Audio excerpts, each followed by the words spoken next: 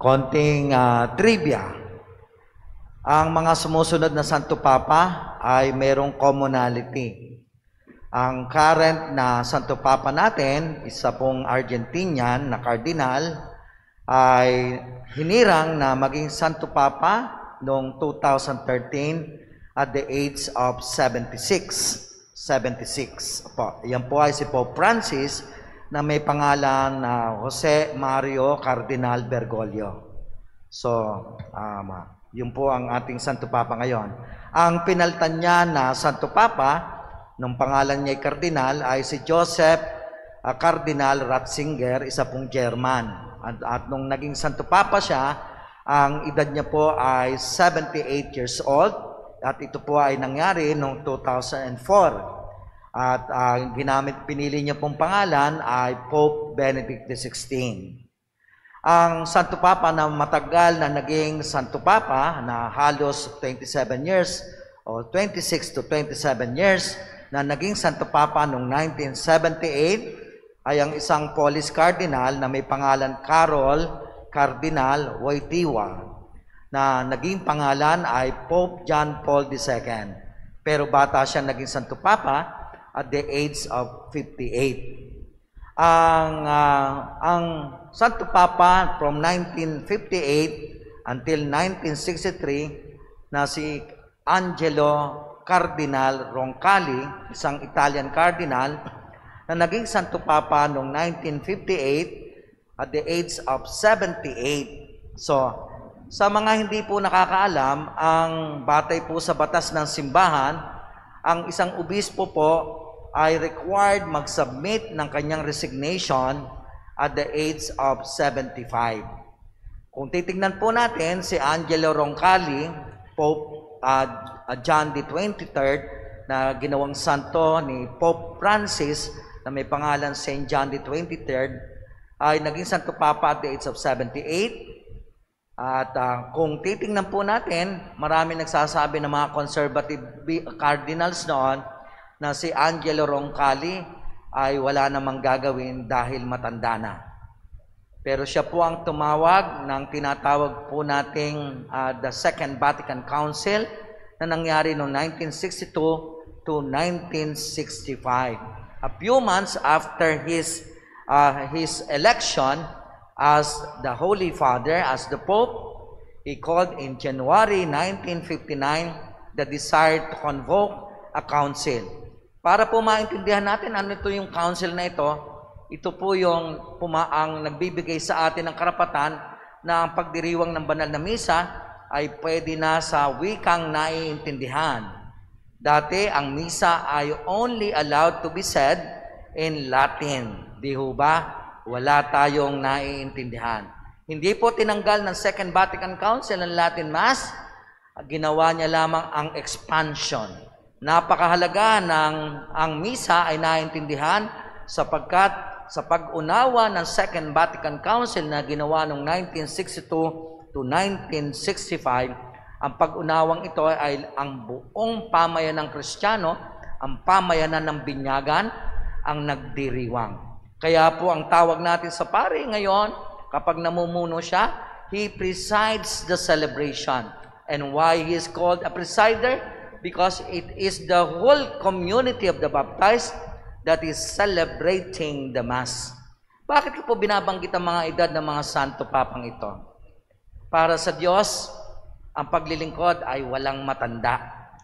Sa ating pong ebanghelyo ngayon, ang ebanghelyo ng presentation of the Lord to the temple, dalawa pong may edad na ang binigyan ng kaloob na makita ang batang si Jesus, ang Mesiyas ng mundo. At ito po ay si Simeon at si Ana. Yan. Marami sa atin ang nag-aakala na kapag tayo matanda na, ay wala na tayong magagawa. Nagkakamali po tayo. Si Angelo Roncalli, 78 years old, tumawag ng Second Vatican Council. Iyan po ay napakahalaga sa kasaysayan ng simbahan. Ito po yung reform. Si Pope Francis at the age of 76 ay daming inaayos ngayon sa Vatican State para ma-reform ang tinatawag nating simbahan. Ang tawag ng paglilingkod, wala pong edad na pinipili. Kaya kung iniisip nyo maglilingkod ako, pag ako'y retired na, baka mamamatay po kayo, hindi pa kayo nakakapag-retired, maglingkod na po kayo. Today is also the Feast of the Holy Family. Binabanggit ko po ang isang bahagi ng lipunan na kung saan tinatawag natin vulnerable. Dalawa po ang mahina ng lipunan ng isang bayan. Ang mga bata at ang mga matatanda. Isang journalist, Filipino journalist, ang nagsabi na para masabi kung ang bansa ay mayaman at magaling ay kung paano pinangangalagaan ang mga bata at ang matatanda. Sa nakaraang Kapaskuhan, pero nasa Christmas season pa rin po tayo, ito po'y Kapaskuhan pa rin, pero bago dumating ang December 25, nagkalat po ang namamalimos. Ang namamalimos na mga bata at mga matatanda.